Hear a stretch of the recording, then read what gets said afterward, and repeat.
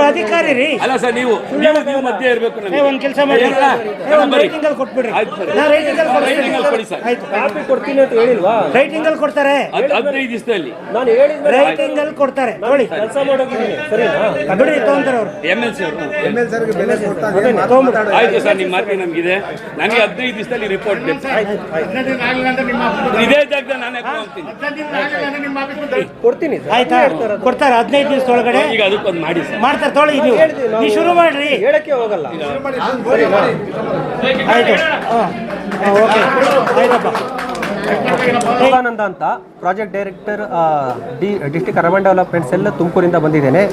ಜಿಲ್ಲಾಡಳಿತದ ಪರವಾಗಿ, ಮಾನ್ಯ ಜಿಲ್ಲಾಧಿಕಾರಿಗಳ ಪರವಾಗಿ ನಾನು ನಿನ್ನೆಯಿಂದ ಏನು ನಮ್ಮ ಶಿರಾ ನಗರಸಭೆಯಲ್ಲಿ ಒಂದು ಸಾಮಾನ್ಯ ಸಭೆ ನಂತರ ಏನು ಧರಣಿ, ನಮ್ಮ ಸ್ಥಾಯಿ ಸಮಿತಿ ಅಧ್ಯಕ್ಷರು ಹಾಗೂ ಕೆಲವು ಸದಸ್ಯರುಗಳು ಧರಣಿ ಮಾಡ್ತಾಯಿದ್ರು. ಈ ವಿಚಾರವಾಗಿ ಸಮಗ್ರವಾಗಿ ಅವರ ಅಹವಾಲುಗಳು ಏನಿದೆ ಅದನ್ನೆಲ್ಲ ಪರಿಶೀಲನೆ ಮಾಡಿ ವರದಿ ಮಾಡಲಿಕ್ಕೆ ಮಾನ್ಯ ಜಿಲ್ಲಾಧಿಕಾರಿಗಳ ಪರವಾಗಿ ನಾನು ಇಲ್ಲಿದ್ದೇನೆ.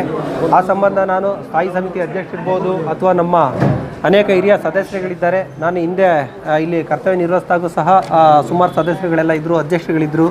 ಅವರುಗಳು ಎಲ್ಲ ಸಹ ಇವತ್ತು ನನಗೆ ಕೆಲವೊಂದು ಶಿರಾ ನಗರಸಭೆಯಲ್ಲಿ ಏನು ನ್ಯೂನತೆಗಳೇ ಅದ್ರ ಬಗ್ಗೆ ಒಂದು ಲಿಖಿತವಾಗಿ ದಾಖಲಾತಿಗಳನ್ನ ಕೊಟ್ಟಿದ್ದಾರೆ. ಆ ಲಿಖಿತವಾದ ದಾಖಲಾತಿಗಳನ್ನ ಆಧರಿಸಿ ಕೆಲವೊಂದು ವಿಚಾರದಲ್ಲಿ ಏನು ವೈಲೇಷನ್ ಆಗಿದೆ ಅದ್ರ ಬಗ್ಗೆ 15 ಡೇಸ್ ಒಳಗಡೆ ಒಂದು ಕಮಿಟಿ ರಚಿಸಿ ಒಂದು ವರದಿ ತಗೊಳ್ಳಿಕ್ಕೆ ಹೇಳಿದ್ದಾರೆ. ನಾವು ಆ ಪ್ರಕಾರವಾಗಿ ನಾನು ತಕ್ಷಣ ಇಲ್ಲಿಂದ ಹೋಗಿದ ತಕ್ಷಣವೇ ಒಂದು ಏನೇ ನೀವು ದಾಖಲಾತಿ ಕೊಟ್ಟಿದ್ದಾರೆ ಆ ಪ್ರಕಾರವಾಗಿ ಒಂದು ತಂಡ ಮಾಡಿ ಒಂದು ವರದಿ ಪಡೆಯಲಿಕ್ಕೆ ನಾನು ಕ್ರಮ ತೊಗೊಳ್ತೀನಿ ಅಂತ ಹೇಳಿದ್ದೀನಿ.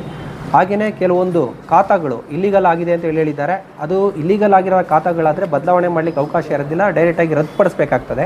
ಅದಕ್ಕೆ ನೆಕ್ಸ್ಟ್ ಅಪೀಲೇಟ್ ಅಥಾರಿಟಿಗೆ ಹೋಗಬೇಕು. ನಾವು ಅದನ್ನು ಸಹ ಅರ್ಜಿಗಳು ತೊಗೊಂಡಿದ್ದೀವಿ. ಅದು ಅಪೀಲ್ನ ನಾವು ಪರಿಶೀಲನೆ ಮಾಡಿದ್ದೀವಿ. ಅದು ಏನಾದ್ರು ವೈಲೇಷನ್ ಇತ್ತು ಅಂತ ಅಂದರೆ ಯಾಕೆಂದರೆ ಪರ ವಿರೋಧ ಯಾರಿರ್ತಾರೆ ಎರಡೂ ಕಡೆ ಅಹವಾಲು ಆಹ್ವಾನಿಸಿ ನಾವು ಏನು ಕ್ರಮ ತೊಗೊಬೇಕು ಆ ರೀತಿ ಕಾನೂನು ಪ್ರಕಾರ ನಾವು ಕ್ರಮ ತೊಗೊಳ್ತೀವಿ ಅಂತೇಳಿ ಹೇಳಿದ್ದೀವಿ. ಸರಿ ಆಯಿತು, ಅದನ್ನು ಸಹ ತುರ್ತಾಗಿ ಮಾಡಿ ಅಂತೇಳಿ ಹೇಳಿದ್ದಾರೆ. ಆಯಿತು ಅಂತೇಳಿ ಹೇಳಿದ್ದೀವಿ. ಮತ್ತು ಕೆಲವೊಂದು ವಾರ್ಡ್ಗಳಲ್ಲಿ ಏನು ನಮಗೆ ಅನುದಾನದ ಒಂದು ತಾರತಮ್ಯ ಆಗ್ತಿದೆ ಅಂತೇಳಿ ಹೇಳಿದರು. ಇಲ್ಲಿ ಒಂದು ಕೌನ್ಸಿಲ್ ಅಸ್ತಿತ್ವದಲ್ಲಿರೋ ಕಾರಣ ಎಲ್ಲ ಸದಸ್ಯರುಗಳು ಇಲ್ಲೇ ಇದ್ದಾರೆ. ಆ ಸದಸ್ಯರುಗಳು ಅನುದಾನನ ಸಭೆಯಲ್ಲಿ ಇಟ್ಟು ಅವರು ಮಂಡಿಸಿ ಅವರು ಅನುಮೋದನೆ ಪಡ್ಕೋಬೇಕಾಗ್ತದೆ. ಆ ಪ್ರಕಾರವಾಗಿ ಮಾನ್ಯ ನಮ್ಮ ಕಿಟ್ಟಪ್ಪಾಜಿ ಅವರು ಸ್ಥಾಯಿ ಸಮಿತಿ ಅಧ್ಯಕ್ಷರು ಗಮನಕ್ಕೆ ತಂದಿದ್ದೀನಿ. ಅವರು ಸಹ ಹೌದು ಅದು ನಮ್ಮ ವ್ಯಾಪ್ತಿನಲ್ಲೇ ಆಗಬೇಕು, ಆದರೂ ಸಹ ನೀವು ಕಮಿಷನರ್ಗೆ ಆಗಲಿ ಅಧ್ಯಕ್ಷರ ಜೊತೆ ಒಂದು ಸರ್ತಿ ಮಾತಾಡಿ ಅಂತ ಹೇಳಿದ್ದಾರೆ. ಆ ಪ್ರಕಾರವನ್ನು ಸಹ ನಾನು ಅವರಿಬ್ಬರ ಹತ್ರನೂ ಚರ್ಚೆ ಮಾಡ್ತೀನಿ ಅಂತ ಹೇಳಿದ್ದೀನಿ.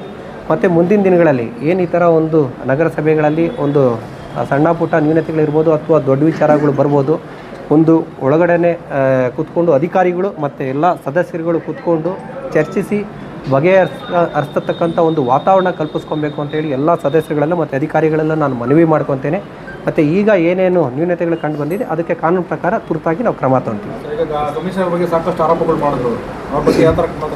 ಅದೇ ಹೇಳಿದ್ದು, ಈಗ ಏನೇನು ಆರೋಪ ಮಾಡಿದ್ದಾರೆ ಆರೋಪಕ್ಕೆ ಪೂರಕ ದಾಖಲಾತಿಗಳನ್ನ ಕೊಟ್ಟಿದ್ದಾರೆ, ಅದನ್ನು ಪರಿಶೀಲನೆ ಮಾಡಬೇಕು. ಪರಿಶೀಲನೆ ಮಾಡಲಿಕ್ಕೆ 15 ದಿನ ಕಾಲಾವಕಾಶ ಬೇಕು ಅಂತ ಹೇಳಿ ಕೇಳಿದ್ದೀವಿ. ನಾವು ಒಂದು ತಂಡ ಮಾಡಿ ಕಳಿಸ್ಕೊಡ್ತೀವಿ. ಯಾವುದು ಈಗ ರೆವಿನ್ಯೂಗೆ ಬಂದರೆ ಸಪ್ರೇಟ್ ಮಾಡ್ತೀವಿ, ತಾಂತ್ರಿಕ ಶಾಖೆಗೆ ಸಂಬಂಧಪಟ್ಟಿದ್ದರೆ ಇಂಜಿನಿಯರಿಂಗ್ ಸೆಕ್ಷನ್ ಬರ್ತದೆ, ಸರಿನಾ, ಅವ್ರನ್ನ ಕಳಿಸ್ಕೊಡ್ತೀವಿ. ಅವರಿಂದ ವರದಿ ಬಂದ ನಂತರ ನಾವು ಕ್ರಮ ತೊಗೊಳ್ತೀವಿ. ಆ ವರದಿನ ಬೇಗ ತರಿಸ್ಕೊಳ್ಳೋಕೆ ಹೇಳಿದ್ದಾರೆ. ನಾವು 15 ದಿನ ಒಳಗಡೆ ಮಾಡ್ತೀವಿ ಅಂತ ಹೇಳಿದ್ದೀವಿ. 1 or 2 days ವೇರಿಯೇಷನ್ ಆಗ್ಬೋದು, ನಾವು ಬೇಗನೆ ತರಿಸ್ಕೊಂಡು ಕ್ರಮ ತೊಗೊಳ್ತೀವಿ. ಎಲ್ರಿಗೂ ನಮಸ್ಕಾರ.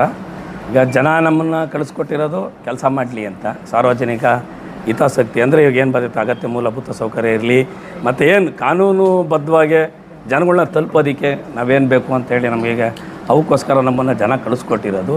ನಾವು ಕೂಡ ಇವತ್ತು ಬಂದು ಇಲ್ಲಿ ಬಂದೆಲ್ಲ ಕೆಲಸಗಳು ಮಾಡ್ತಾಯಿದ್ದೀವಿ. ನಮ್ಮ ಜೊತೆ ಜಾತ್ಯತೀತವಾಗಿ ನಾವು ಒಂದು ಪಕ್ಷ ಅಂತ ಹೇಳ್ತಿಲ್ಲ, ಇಲ್ಲೆಲ್ಲ ಒಟ್ಟು ಸದಸ್ಯರು ಒಗ್ಗಟ್ಟಾಗಿ ನಾವು ಕೆಲಸ ಮಾಡೋಕ್ಕೆ ಹೋದಾಗ ಕೆಲವು ಅದು ಅಧ್ಯಕ್ಷರು ಪೌರಾಯುಕ್ತರು ಸ್ವಲ್ಪ ನಮಗೆ ಅಂದರೆ ಏಕಪಕ್ಷೀಯ ತೀರ್ಮಾನಗಳ ವಿರುದ್ಧ ನಾವು ಅದು ತಪ್ಪು ನೀವು ಮಾಡ್ತಾ ಇರೋದು ಅಂತೇಳಿ ನಾವು ಕಾನೂನು ಹೋರಾಟ ಮಾಡಿದ್ವಿ. ಸೊ ಈಗ ಇವತ್ತು ಏನಾಗಿದೆ ನಮಗೆ ಎಲ್ಲ ಅಂದರೆ ನಾವು ಈಗ ಜನಗಳ ಗಮನಕ್ಕೆ ನಾವು ತರಬೇಕಾಗ್ತೈತೆ ಏನು ನಡೀತಾ ಇದೆ ಅನ್ನೋದು ಅವ್ರಿಗೆ ಸತ್ಯಾಂಶ ಗೊತ್ತಾಗಲಿ ಅನ್ನೋದು ನಮ್ಮ ಒಂದು ಪ್ರೇಯರ್ ಇರುತ್ತೆ. ಸೊ ಇವತ್ತು ಜಿಲ್ಲಾಡಳಿತ ವತಿಯಿಂದ ನಮ್ಮ ಸಾಹೇಬರು ಬಂದರು, MLC ಅವರು ಬಂದರು, ನಮಗೆಲ್ಲ ಕೆಲವರು ಅವ್ರು ಬಂದು ಇವತ್ತು ಎಲ್ಲ ಒಂದು 15 ದಿವಸದೊಳಗೆ ನಾವು ಅದಕ್ಕೆ ರಿಪೋರ್ಟ್ ಕೊಟ್ಟು ಆಕ್ಷನ್ ತಗೊಳ್ತೀವಿ.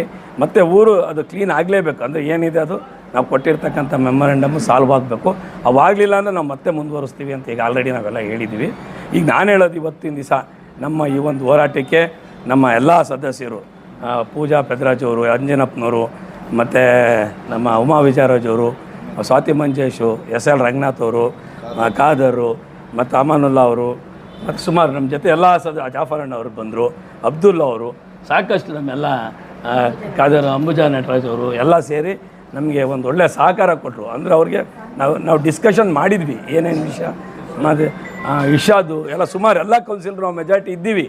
ಆದರೆ ನಮಗೇನಾಗುತ್ತೆ, ಬಹುಮತ ಇದ್ದು ಏನಪ್ಪ ಇದಿಷ್ಟು ಬಹುಮತ ಅಂತೇನಿಲ್ಲ. ನಾವು ಒಬ್ಬೊಬ್ಬರು ಸದಸ್ಯರು ಒಂದು ಊರಿನ ಒಂದು ಹಿತಾಸಕ್ತಿಗೆ ನಾವು ಬದ್ಧವಾಗಿರ್ಬೇಕಾಗ್ತೈತೆ. ಎಲ್ಲ ಸುಮ್ಮನೆ ನಾವು ಆರೋಗ್ಯಕರವಾಗಿರಲಿ ಮೀಟಿಂಗುಗಳು ಅಂದರೆ ಬೇಕು ಅಂತಲೇ ಕ್ರಿಯೇಟ್ ಮಾಡೋದು. ಅದು ಒಂದು ಹೇಳಿ ಅಮ್ಮನಲ್ಲ ಅವರು ಮಜಾರಣ ಅಂತೇಳಿ ಅದಕ್ಕೆ ಎಲ್ಲ ಸದಸ್ಯರು ಈಗ ಬಂದಿದ್ದು ನಾವು ಒಗ್ಗಟ್ಟಾಗಿ ಇವತ್ತೆಲ್ಲ ನಮಗೆ ಸಹಕಾರ ಕೊಟ್ಟಿದ್ದಾರೆ. ನಮ್ಮ ಆಸೆ ಇಷ್ಟೇ ಇರೋದು, ಇನ್ನೊಂದು 7-8 ತಿಂಗಳು ಅಷ್ಟರೊಳಗಡೆ ಊರಂತೂ ಏನಾದ್ರು ಒಂದು ಆಗಲಿಲ್ಲ ಅಂದರೆ ನಾನು ನೆಕ್ಸ್ಟ್ ಇಲ್ಲೂ ಕೂರ್ತೀನಿ, ಫ್ರೀಡಮ್ ಪಾರ್ಕ್ ಮುಂದಾಗಲಿ, ವಿಧಾನಸೌಧದಲ್ಲಿ ಮುಂದೆ ಕೂರ್ತೀನಿ ಅಂತ ನಾವು ಈಗ ಎಲ್ಲರಿಗೂ ಆಗಲೇ ನಾನು ವರದಿ ಕೊಟ್ಟಿದ್ದೀನಿ. ನಮ್ಮೂರು ಬದಲಾವಣೆ ಆಗಲೇಬೇಕು. ಹಂಗಂತೇಳಿ ನಮ್ಮ ಆಫೀಸಲ್ಲಿ ಕೆಲವರು ಬದಲಾಗಬೇಕು ಅಷ್ಟೇ. ಎಲ್ಲ ಇದೆ, ದುಡ್ಡಿದೆ, ಜನ ಕಟ್ತಿರೋ ಕಂದಾಯ ಇದೆ, ಒಳ್ಳೆ ಇದೆ, ಬಟ್ ಅದನ್ನು ಜನ ಬದಲಾವಣೆ, ಊರು ಬದಲಾವಣೆ ಆಗಬೇಕು ಅನ್ನೋದು ನನ್ನ ಆಸೆ. ಇವತ್ತು ನನಗೊಂದು ಅಂತಿಮ ಒಂದು ಜಯ ಅಂದರೆ ಸಿಕ್ಕಿದೆ. ಅದಕ್ಕೆಲ್ಲ ನಮ್ಮ ಸದಸ್ಯರು ನಮ್ಮ ಯೋಗಾನಂದ್ ಭರವಸೆ ಕೊಟ್ಟಿದ್ದಾರೆ.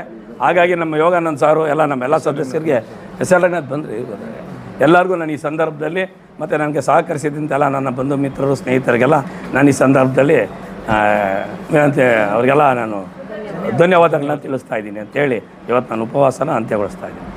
ಎಲ್ಲರಿಗೂ ನಮಸ್ಕಾರ. ಇವತ್ತಿನ ದಿವಸ ಇಲ್ಲಿ ಸತ್ಯಾಗ್ರಹ ಕೂತ್ಕೊಂಡಿದ್ದಕ್ಕೆ ಪಾರ್ಟಿ ಭೇದ ಮರೆತು ದಳದವರು ಇದ್ದಾರೆ, BJPನವರು ಇದ್ದಾರೆ, ಇಂಡಿಪೆಂಡೆಂಟ್ ಅವರು ಇದ್ದಾರೆ, ಕಾಂಗ್ರೆಸ್ನವರು ಇದ್ದಾರೆ. ಎಲ್ಲ ಸದಸ್ಯರು ಮನಸ್ಸಿಗೆ ನೋವು ಮಾಡ್ಕೊಂಡು ಇಲ್ಲಿ ಕೂತ್ಕೊಂಡಿರೋದು. ಇನ್ನು ಮುಂದೆ ಅದ್ರಲ್ಲಿ ತಾರತಮ್ಯ ಮಾಡ್ದಂಗೆ ಎಲ್ಲ ವಾರ್ಡ್ನಲ್ಲೂ ಎಲ್ಲರಿಗೂ ಸರಿಸಮ ಹಕ್ಕು ಕೊಟ್ಟು ಎಲ್ಲ ಫಂಡ್ ಹಾಕಿ ಕೆಲಸ ಮಾಡಬೇಕು ಅಂತ ಇವತ್ತಿನ ನಾನು ಕೇಳ್ಕೊತೀನಿ ಅಷ್ಟೇ.